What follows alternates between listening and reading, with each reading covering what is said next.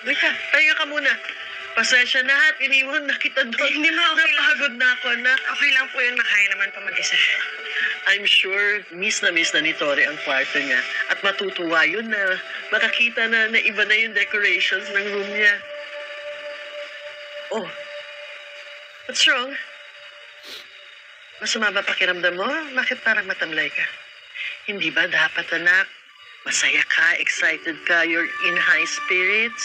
Kasi, tingnan mo, ang ganda ng teaching career mo.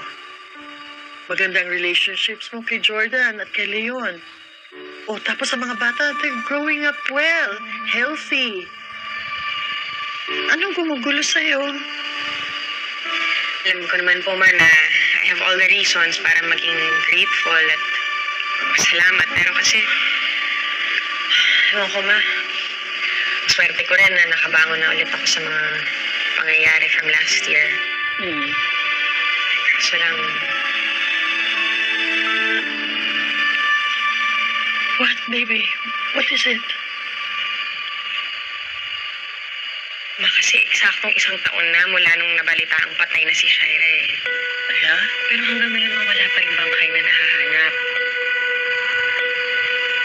Yung takot ko, hindi maalis-alis na baka mamaya bigla siyang bumalik. Kaya kahit na ang dami kong rason para maging masaya, magpasalamat, nandun pa rin yung isip ko na baka paano kung bumalik siya tapos guluhin niya yung pamilya natin. Christy, that's not going to happen. Patay na si Shaira. Hindi ba nga? Lumabas na sa DNA test results yung kamay na putol na sa kanya yun. Ma, hindi naman kasi tayo pwedeng maging 100% na sure, di ba? Nung 4 na taon na nawala ako, kala ng lahat, patay na talaga ako. Paano kung hindi mismo ginagawa ni Shaira ngayon? Nagkukunwari siyang patay pa siya, tapos nagtatago lang somewhere, nagkahabang ng tamang panahon para lumabas, tapos maghasik ulit ng kasamaan, Ma. Anak, iba yung circumstances ng pagkawala ninyo. Si Shaira was in an explosion sa katak. Kaya imposibleng buhay pa siya. And of course, we all know her. Kung buhay pa siya, what would stop her na hindi pumunta dito? I'm sure nandito na yon. Ginugulo na naman niya ulit ang pamilya natin. But you see, it's been a year na tahimik. So, wala na siya. Naglaho na siya. At hindi na siya babalik. So have your peace.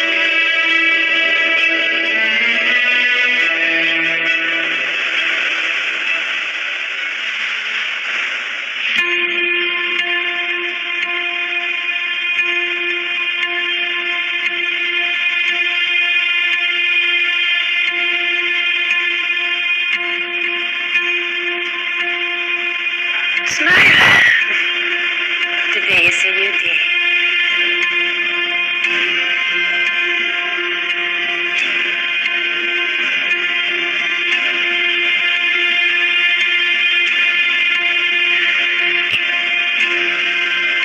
See? Good, Ashley.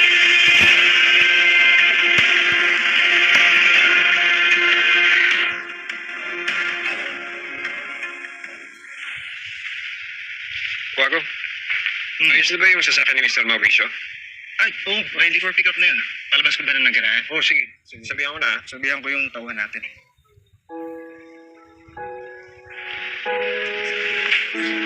Ayos na? Ayos na. Saka itong kay Mr. Alvar, sinimulan na rin. Busy si Nat. Uy, di ba sa Billy? Uy, Nay, Kumusta yung check-up mo? Ha? sabi ng doktor ni Billy na kahit once a month lang daw kami mag-therapy kasi sobrang ganda daw ng progress niya. Ha?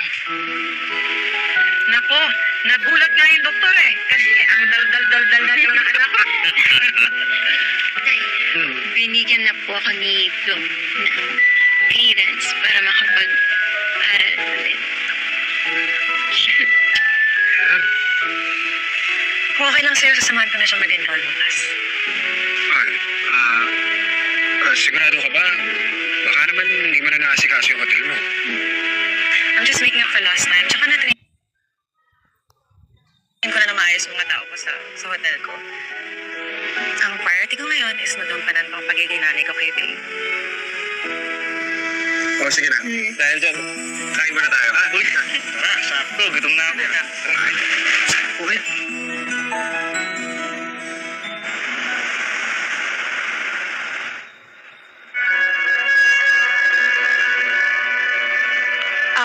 Danilo? May naiwan lang akong paper bag doon sa may perfume store. Gift ko kasi kay Franco. Yung babalik ako lang. Wala nang pupunta, madam. Maghintay na lang po kayo sa sasakyan. Sure ka?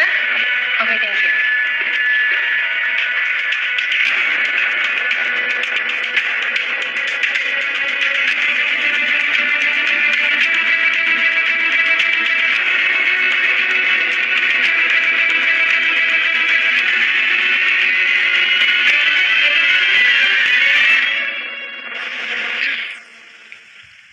Christy, talaga bang ayaw mo samahan kita na sundin si Tori sa airport? Hindi na po, ma. Kaya ko na itong mag-isa. Dito na lang po kayo sa bahay para may kasama rin si Jeremy at Ate Melody. Sige, ikaw ang bahala. Mag-iingat ka, ha? Salamat, ma'am. Drive safely, pa. Text ko na lang po kayo mapagpauwi na rin ako. Okay, okay. Thank you.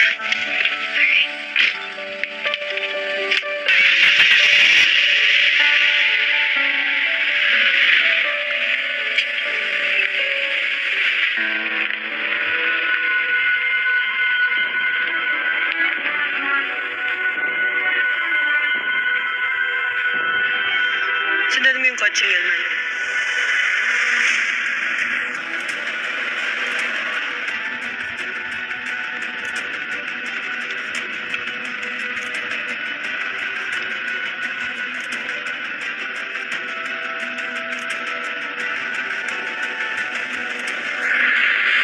Opo, ma. Dumaan lang po kami para mag-ice cream ni Tori. Opo, hindi ko mapigilan, ma. Hindi ko na po na kausap si Jordan tungkol dyan, ma, kasi kailangan na rin po nilang umuwi ni Junior, eh. Kung tungkol lang po kay Tori, ma, okay kami. Basta magkita na lang po tayo sa bahay. Sige po. Okay po, bye-bye.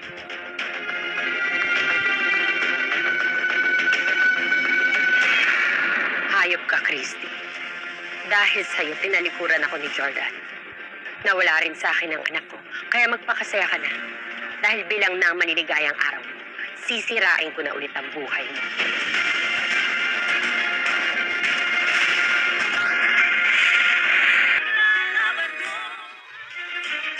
Anak, parang kasing may nakita akong kakilala ko. Kakausapin ko lang, ha? Sino po yun? Ulit na. Kaya, ano ba? Ano ba problema mo? Masakit, ah?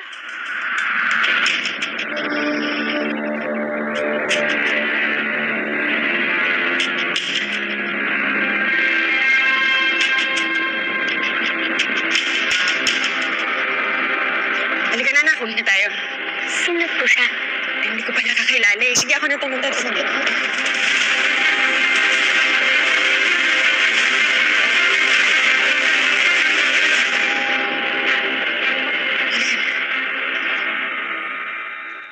Ma, parang si Shaira talaga yung nakita ko, eh. She was very much alive. Sinundan ko siya para masigurado, kaso lang, wala na, hindi ko na siya mahanap. Anak, baka naman mata ka lang. O baka naman kahawig lang ni Shaira yung nakita mong babae. Ma, hindi talaga. Si Shaira talaga yun. Paano kaya kung buhay pa rin talaga siya tapos nagbalik siya, di ba? Anak, calm down. Kaya ka nagkakaganyan kasi lagi mong ine-entertain yung idea, yung senaryo na nakasurvive si Shaira. Kaya ayan, nag-i-imagine ka tuloy na nakikita mo siya. Pero, ma, kasi yung... Christy, please. Don't stress yourself out, anak. Naka-move on ka na sa buhay mo at sa iyong career. Huwag mo sayangin yan, anak. Huwag mo sayangin ang lahat ng progress mo dahil hinahayaan mo lang magkaroon ng power and control over you si Shaira kahit na wala na siya dito.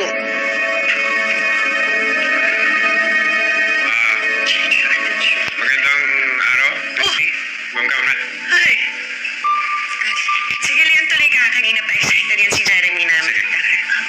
kunin ko na yung gamit ng bata, ha? Sige po. Sige, let's. Salamat. Ito. Kumusta?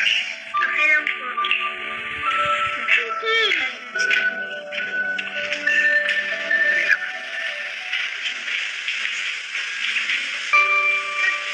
Misty. Oh, may problema ba? Naayos lang nga pala yan. Sigurado ka ba? Baka naman may tutulong ako sa'yo. Hindi. Okay lang ako, salamat. Baka ano lang to. Siguro pagod lang sa pagsundo kay Tori sa airport. Papalit ako. Nga pala, dun sa darating na birthday ni Jeremy, pwede ba natin gawin yun dun sa resort ni Hana? Leon, hindi ba nakakahiya naman yun kay Hana? Hindi siya nga yung nag-offer eh. Ano? O sige, sigurado naman natutuwa yung mga bata.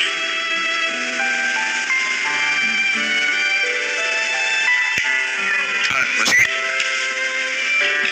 Doon na ako sa mga.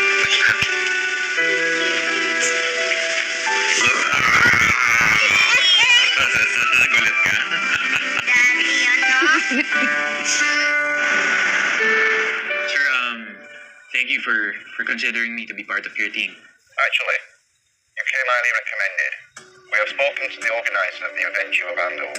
They are very well satisfied with your work. That is why I would like to offer you the position of Project Head at our events division at Philadelphia.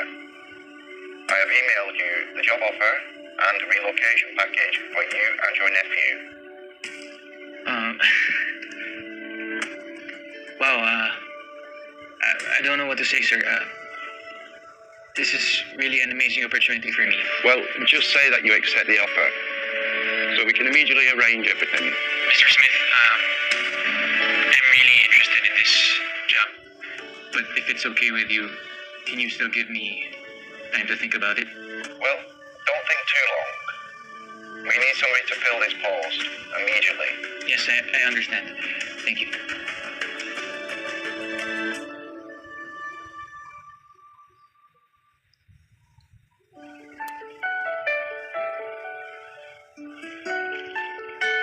What's up, buddy?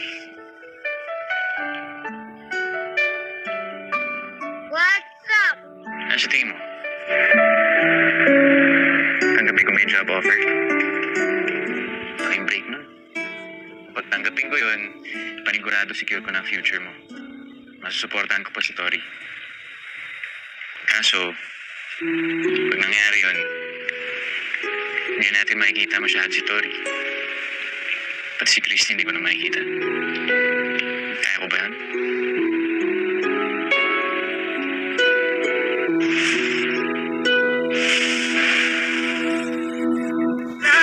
Ma, dati naman ho akong kalasag eh. Kaya ko naman ho siguro pagtanggol yung sarili ko. Ayos ka lang ba, ha? Kwago! Kuha nga yung bag ni Jeremy. Ang bag kasi, natapunan yung sapatos niya. Sige, ako bahala. Oh, siyempre, Mili. Okay, sama ka. Yan, sama ka. Yan. Oh, pero niya. Dali yan. Ito na. Sige. Get ko sa taas. Hello. Sabi mo na ba kay Christy yung plano mo para sa birthday ni Jeremy? Ay, oo. At pumayag na siya. Ana, salamat ha. Yung sa offer mo na gamitin yung resort mo, saka sa tulong mo, mas maging masaya yung birthday ni Jeremy. Maliit na bagay lang. Ang bagay yun para sa akin dahil nandyan ka. May katulong ako kay Billy. Pakabit mo yan. Sa aking baby Jeremy.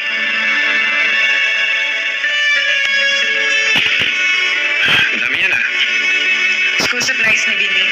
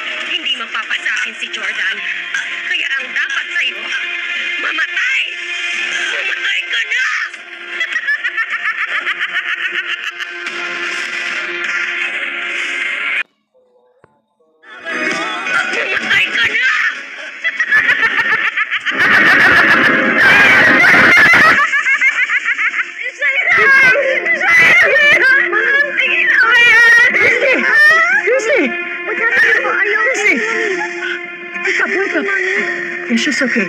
She's okay. She just had a nightmare. Sige na lang. Bumalik ka na sa kwarto mo, ha? She's going to go.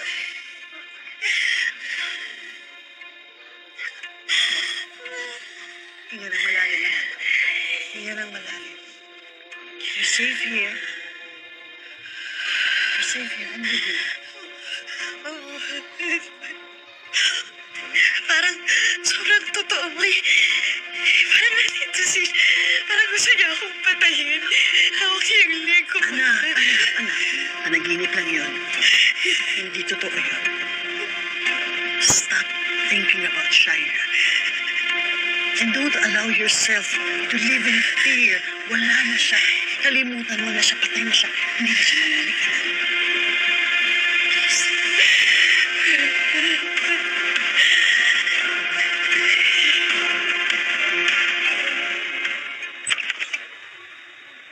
Love? Love, bakit kasi ka pa?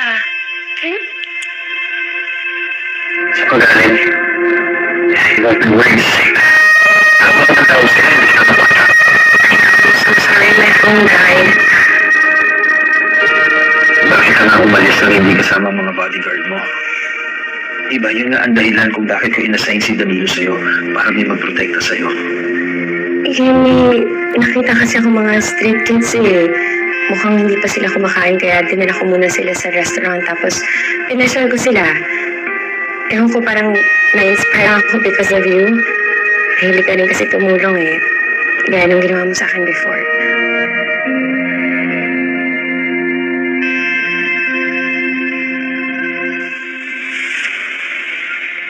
Sigurado ka bang doon pupunta kanina? Where else would I go? Naisip ko lang na baka meron ka biglang naalala. And then you went to see someone from your old life. That's not what happened. Wala pa rin akong naaalala. At kung meron man, ayoko na rin balikan yon. Like I told you many times, I am happy with our life together. At hindi na importante sa akin ang Pasko, okay?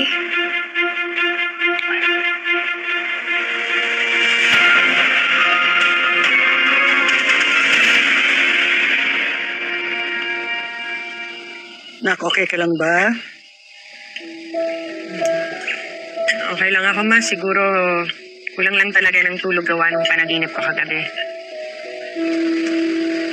Siguro kailangan mo ng distraction para hindi mo naiisip yung tao mo yun. Yeah, tama kayo, ma. Buti na lang malapit na yung birthday ni Jeremy. Doon na lang ako magpapakabisi, ma, para mapaghandaan ko yung party niya. Sinabi ko naman po kay Leo na tayo nang bahala sa pagkain sa outing, tapos sila na lang bahala sa venue. Wait, teka lang po, Mami. Mag-beach po tayo? Mag-outing po tayo? Oo, anak. Doon tayo magsa-celebrate ng birthday ni Jeremy. Excited na po ako. Lalo na po kung magbabanding po kami ni Ate Benny. Masaya yung ano, diba? Mas magdala na lang tayo ng pwede natin gamitin. Sa babida, ano pa? Kailangan. Beach ball po. Oh, beach ball. Paglalaan po namin. Ay, wait lang, anak. Sige lang po.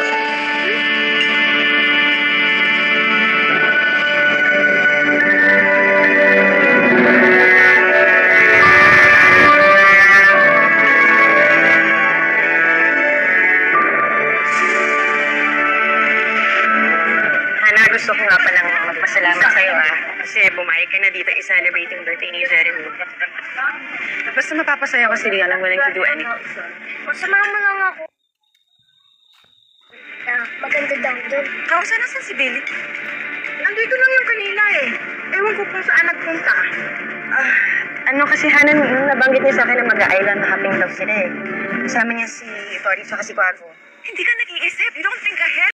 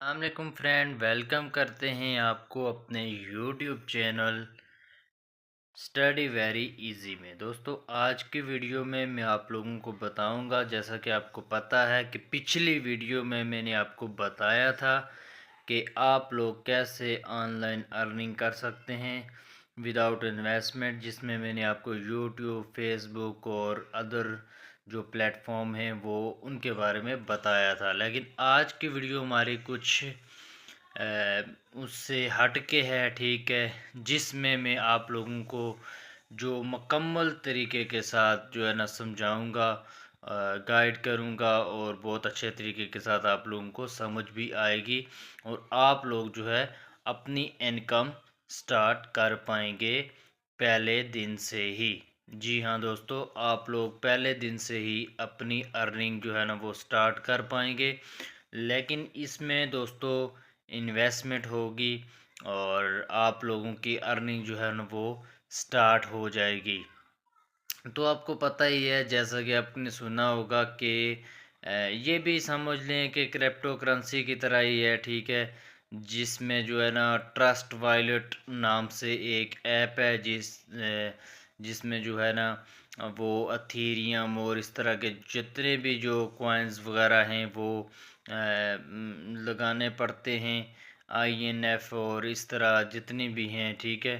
तो बाकी इसमें जो है ना आप लोगों की इन्वेस्टमेंट है। स्टार्ट में आप लोग जब इस पे अकाउंट बनाएंगे तो 3500 रुपये जो है ना वो आपके लगेंगे, ठीक है, PKR में, ठीक है। तो उसके बाद आप लोग जिस चीज़ को भी ज्वाइन करवाते रहेंगे तो ज्वाइनिंग की जो पैसे हैं ना वो ज्वाइनिंग के मिलेंगे, ठीक है। अगर आप मुझे ज्वाइन करवाते हैं तो, या फिर आप मेरे लिंक से ज्वाइन करते हैं तो मुझे प्रॉफिट आएगी, ठीक है।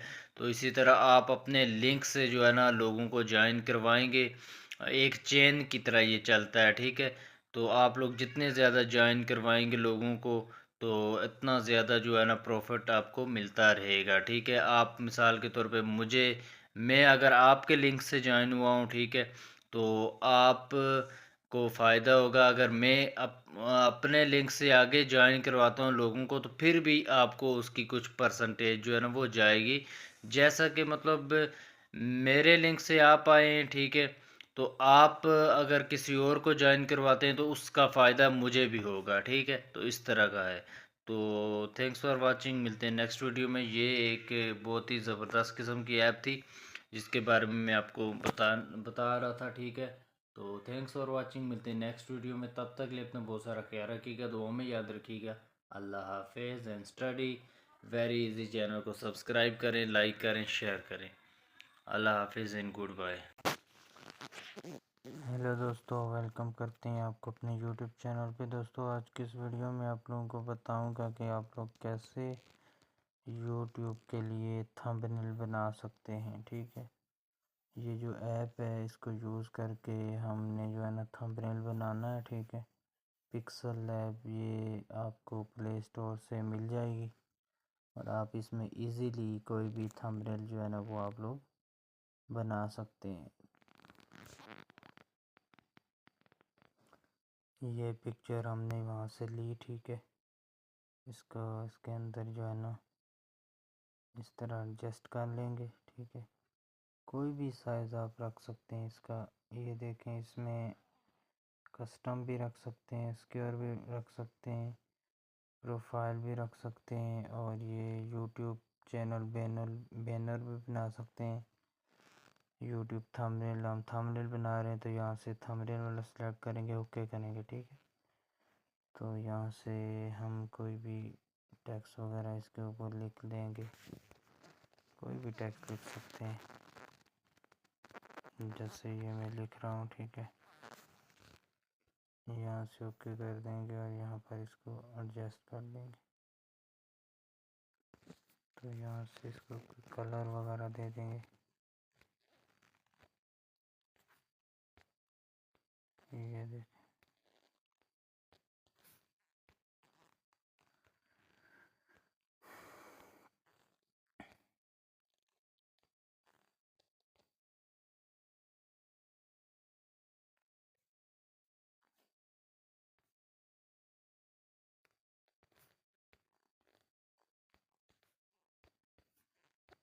कोई भी दे सकते हैं।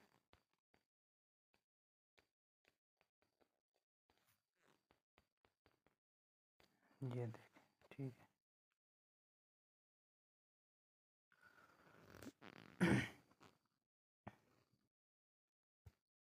अब इसको हम यहाँ से सेव भी कर सकते हैं। कोई और भी चीज़ अगर लिखनी है तो वो भी लिख सकते हैं।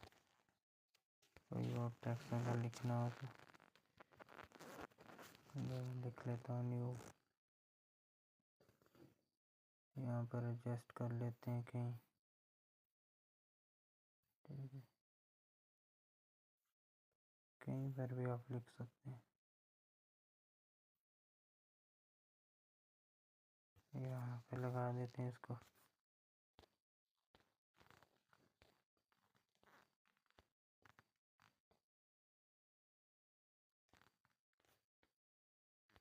कलर वगैरह दे देते हैं कोई भी।